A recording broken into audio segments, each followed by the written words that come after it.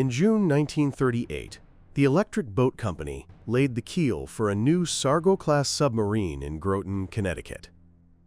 She was USS Sealion, SS-195, the first ship to bear the name. Measuring 310 feet in length with a 27-foot beam, she displaced over 2,300 tons. Powered by a diesel-electric system, she could make 20 knots on the surface and had the range to patrol the farthest reaches of the Pacific. Sealion was armed with 8 21-inch torpedo tubes and a 3-inch deck gun and carried a crew of 55. She was commissioned on November 27, 1939, under Lieutenant J.K. Morrison, Jr., a decorated Navy diver known for helping in the rescue of the sunken submarine USS Sealion just months earlier. But fate struck early. In February 1940, during a stop in St. Petersburg, Florida, Morrison was cleaning a small pistol in the wardroom when it accidentally discharged. He died of his wounds the following day. Command passed to Lieutenant Commander Richard G. Vogue. Under Vogue's leadership, Sealion transited the Panama Canal and steamed west to join the U.S. Asiatic Fleet in the Philippines. By the fall of 1940, she was operating out of Cavite Navyyard in Manila Bay, training, patrolling, and preparing for a war that everyone knew was coming.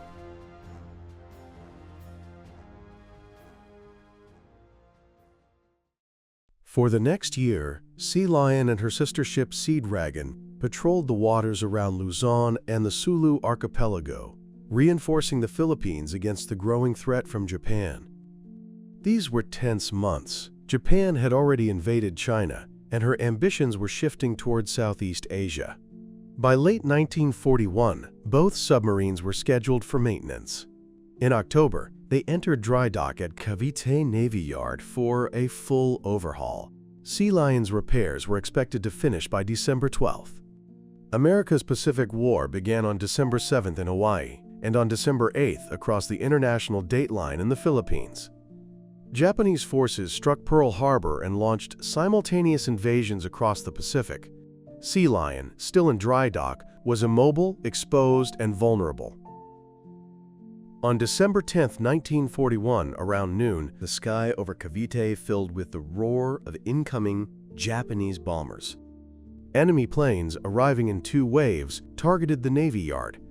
Sealion, moored at Mackinac Wharf, was tied alongside Seadragon and the minesweeper Bittern.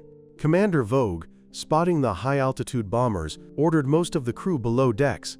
Only he, his executive officer Lieutenant Albert Rayborn, and 3 others remained topside. This decision would save lives. The first bombs landed just yards astern, throwing up columns of water. Vogue shouted for his men to take cover. Seconds later, Sealion's conning tower was struck. The blast demolished the bridge and damaged the control room. Then came the fatal hit. A bomb pierced Sealion's ballast tank and exploded in her aft engine room. The blast killed 4 crewmen, Chief Electrician's mate Sterling C. Foster and Melvin D. O'Connell, Machinist's mate First Class Ernest E. Ogilvie, and Electrician's mate Third Class Valentine L. Paul. Shrapnel tore through nearby compartments, and the aft flooded within minutes. Sealion settled by the stern in the shallow harbor, her decks listing to starboard. Survivors scrambled out through still accessible hatches and evacuated to shore. Fires raged across the Navy Yard.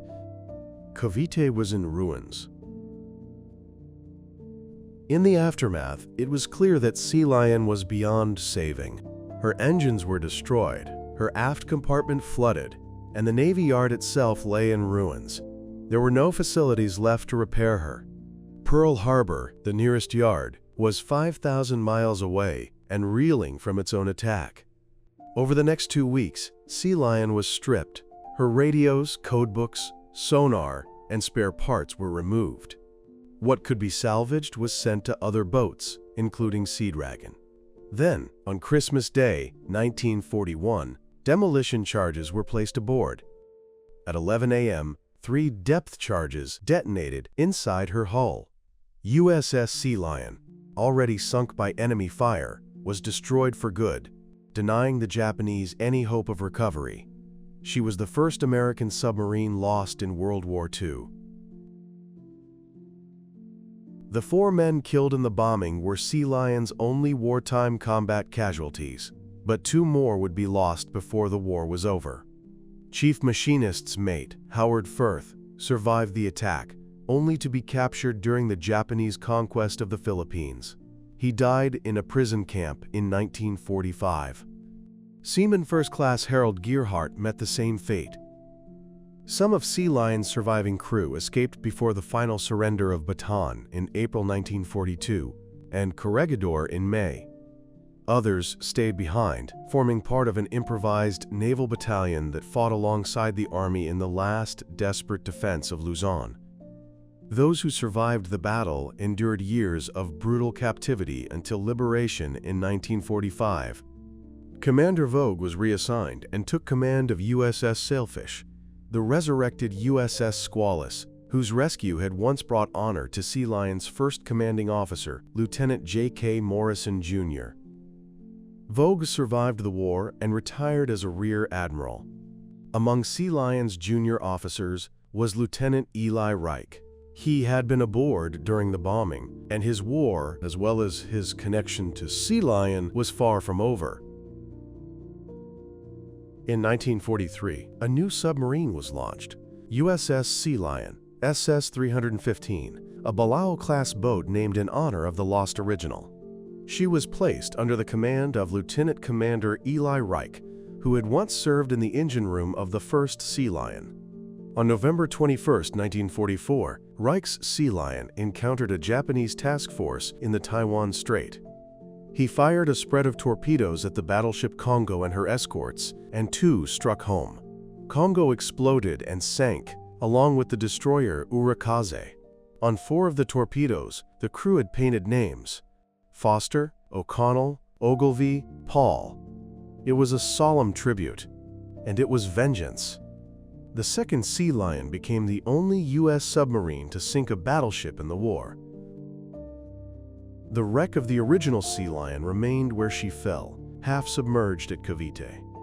When Japanese forces occupied the base in January 1942, they found her gutted and useless. Engineers raised her just enough to move her out of the way of the pier, scuttling her again off nearby Sangley Point. She remained there throughout the war until 1959, when the U.S. Navy, working with the Philippine Navy, conducted a salvage operation. In the aft engine room, divers made a grim discovery. The remains of the 4 men killed in the 1941 bombing were still entombed inside. 2 were returned to their families. The other 2 were buried at sea with full military honors.